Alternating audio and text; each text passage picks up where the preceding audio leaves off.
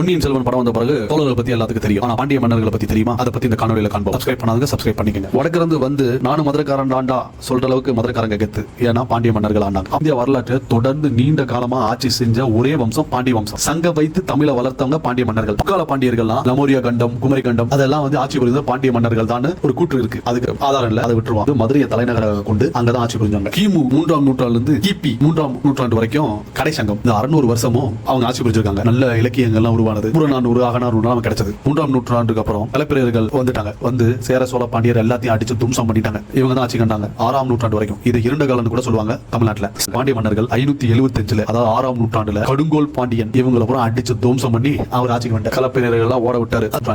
வீரபாண்டியரை கொண்டு சோழ மன்னர்கள் உள்ள வந்துட்டாங்க. அதுக்கப்புறம் 200 வருஷம் ஆண்டுகிட்டு இருக்காங்க. அப்பதான் ஒரு முக்கியமான பாண்டிய மன்னன் வராரு. சடையவர்மன் சுந்தர பாண்டிய மன்னன். அவர் வராரு. அவர் சோழ நாடு எல்லாம் அடிச்சு தும்சம் பண்ணி அவங்க இருந்த இடமே இல்லாம பண்ணிட்டாரு. 16ஆம் நூற்றாண்டு வரைக்கும்